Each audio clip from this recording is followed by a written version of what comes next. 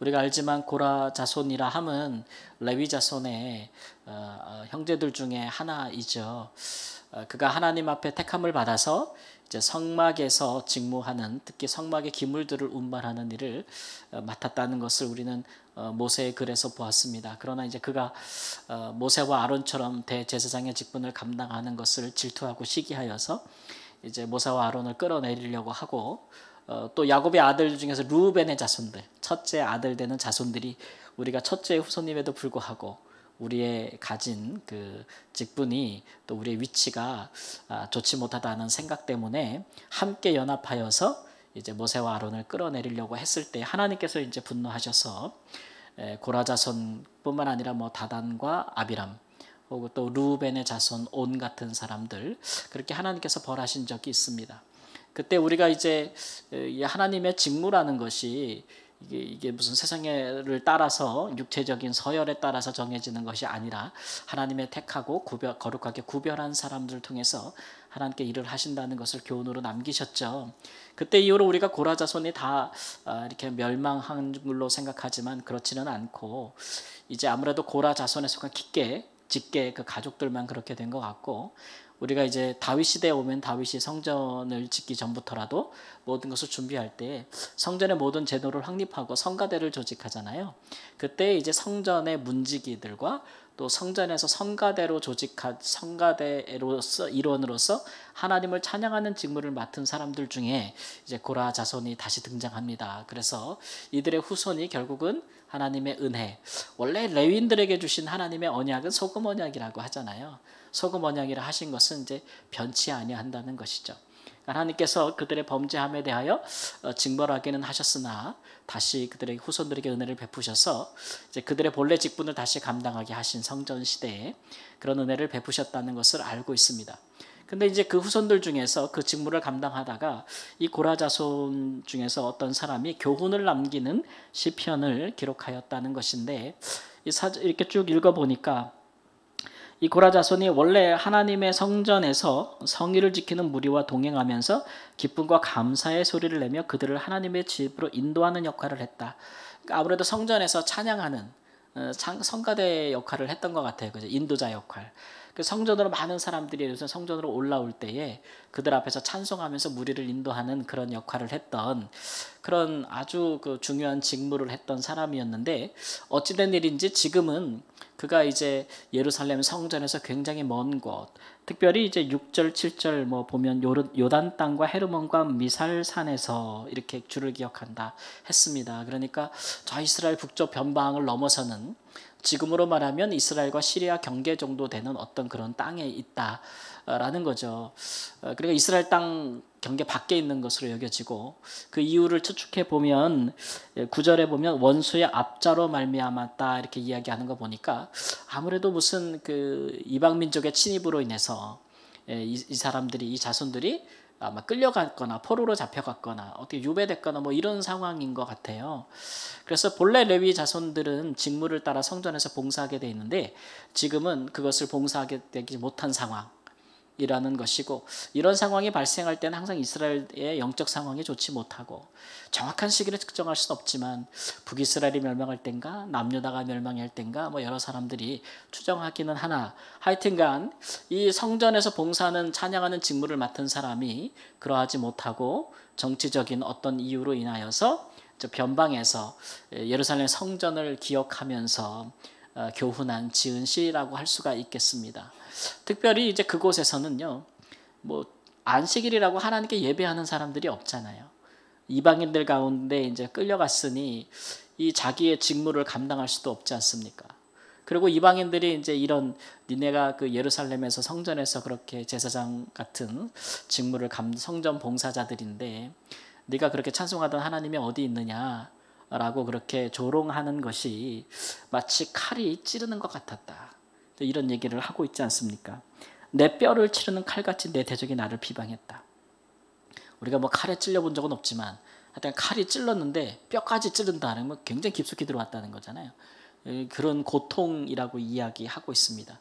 그만큼 이 사람은 성전에서 하나님께 봉사하는 것을 가장 귀한 것으로 여겼는데, 지금은 이방인들 가운데 하나님의 이름이 짓밟히고 자기의 상황이 그렇지 못해서 도대체 이 사람들에게 살아계신 하나님을 어떻게 보여줄 수 있을까?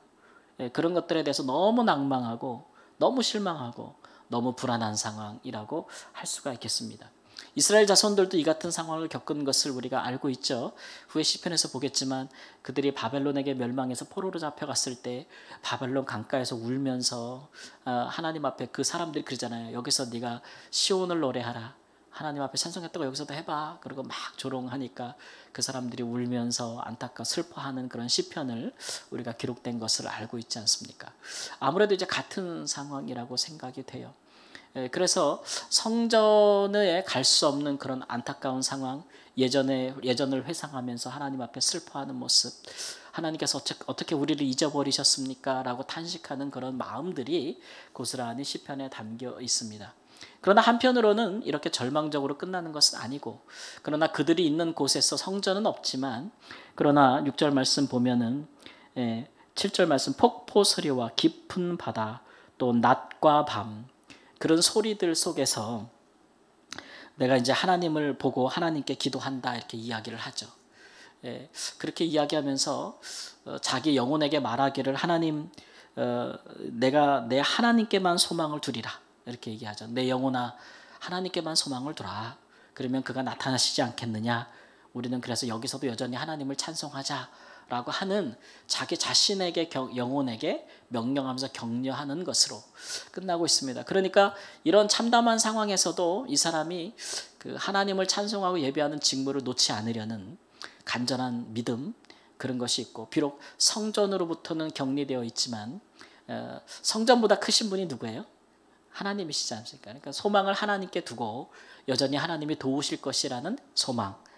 그래서 여기서도 내가 하나님을 찬송할 것이라는 어떤 그런 간절한 또 서원, 이런 식으로 해서 기도가 마무리되고 있습니다. 그래서 우리는 이 시편에서 한 줄기 좀 빛을 보게 되는 건데, 그게 뭐냐 하면 좀 하나님의 백성들이 이렇게 선교적으로 살아가는 소망의 빛, 혹은 참된 예배가 무엇인가 이런 것들에 대한 여러 가지의 빛을 좀 발견할 수가 있어요. 구약에 있는 이런 고라자손 같은 사람들은 성전이 굉장히 중요하지 않습니까? 성전에서 하나님께 제사하고 성전에서 예배하는 것이 굉장히 중요하고, 그들이 생각하는 선교적 의미도 뭐냐 하면 예루살렘이 또 예루살렘 성전이 아주 크게 영광스럽게 그렇게 나라가 또 이스라엘 나라가 그렇게 부흥하면서 솔로몬 시대와도 같이 많은 이방 사람들이 이스라엘의 영광을 보고 이스라엘로 찾아오는 겁니다. 그죠? 어찌하여 작은 나라가 저렇게 영광스러운 나라가 되었는가? 어떻게 저 작은 백성들이 저렇게 지혜롭고 지식이 있는 백성이 되었는가?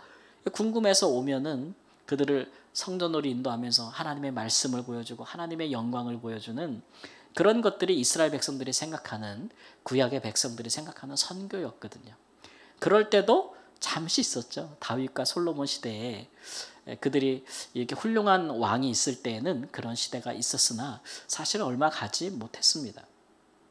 그렇죠? 그래서 이스라엘이 경외하는 하나님을 어떻게 보여줄 수 있는가, 하나님이 세상에 어떻게 나타날 수 있는가를 생각할 때에 이스라엘 백성들이 생각했던 것은 이스라엘의 영광과 부흥, 그리고 그것을 하나님의 성전으로 하나님을 보여줄 수 있다고 그렇게 생각했던 거예요. 근데 그것들이 좌절되고 말았죠. 근데 신약에 와서 우리는 예수 그리스도를 통해서 우리가 세상에 하나님을 보여줄 수 있는 방법이, 선교적인 길이 굉장히 다르다는 것을 발견하게 됩니다. 예수님 당시에 있었던 헤롯 성전은요, 사실 솔로몬 성전보다 더 크지 않았습니까? 솔로몬 성전은 뭐 7년 만에 지었지만 헤롯 성전은 46년을 짓고도 더 증축 중이었으니까. 그러나 그런 성전이 세상에 당시에 하나님이 어떤 분이신지를 보여주지 못했어요. 그러니까 예수님이 오신 거 아니겠습니까? 그래서 예수님이 하나님이 어떤 분인지를, 살아계신 하나님을 나타내신 분이 예수님이시잖아요. 그래서 우리는 그것을 통해서 어떻게 우리가 세상에 하나님이 어디 있느냐라고 말할 때 하나님이 이렇게 나타나신다는 것을 어떻게 보여줄 수 있냐는 다른 길을, 더 나은 길을 우리에게 보여주셨다는 겁니다. 그래서 더 이상 우리는 하나님을 세상에 보여줄 때 흔히 말하는, 요즘으로 말하면 교회 건물로 세상에 하나님이 살아계시다고 보여주지 못합니다. 그런 방법이 우리에게는 하나님이 허락하신 길이 아닌 거죠. 오직 예수님처럼 그 건물이 성전이 아니라 성령이 거하시는 예수님처럼 그런 살아계신 살아있는 성전을 통해서 그리고 그 성전의 삶, 예배 같은 삶을 통해서 우리가 보여줄 수 있는 거예요. 우리 하나님의 백성들이 하나님을 세상에 보여주는 두 가지 길이 있는데 그 선교적인 길이 있는데 하나는요 구약처럼 망해서 보여줄 수 있는 길이 있어요. 망해서 보여줄 수 있는 길. 여러분 이스라엘이 망했잖아요. 그들이 원했던 이스라엘의 영화를 보여줌으로 살아계신 하나님을 전하는 일에 실패했습니다. 그래서 다 포로로 잡혀가서 흩어졌죠. 근데 그게 결국 선교의 길이 되지 않았습니까? 그들이 고난을 받았는데 고난을 통해서 그들이 다 흩어졌는데 그곳에서 회개하고 그곳에서 하나님을 예배하면서요. 그들이 약속의 땅에 다 모여 살 때보다 더 사실은 하나님이 살아계시다는 것을 시간이 지나면서 더 많이 보여주게 됐어요.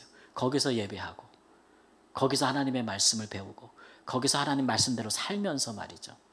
고난 중이었으나 선교적인 차원에서 보면 훨씬 더 선교는 공격적으로 사실 도전적으로 이루어진 것이죠. 우리가 신약시대에도 이스라엘 백성들이 초대교회가 박해를 받아서 흩어지지 않습니까? 그럴 때 굉장히 선교적인 큰 부흥이 일어나잖아요. 그런 측면에서 우리가 생각할 수 있어요. 하나님의 백성이 원하지 않았는데 하나님의 흩으심으로써 우리가 불가피하게 선교적인 삶을 사나 그 일들이 참 고난스러운 일들이 있을 수 있습니다. 또 한 가지 길은 뭐냐면 그걸 억지로 하는 게 아니고 자발적으로 하는 거예요. 자원해서. 그러니까 하나님을 예배하지 않는 사람들, 하나님을 예배할 수 있는 성전이 없는 곳, 그런 곳에 우리가 자발적으로 갈 수도 있지 않습니까? 자원하는 마음으로.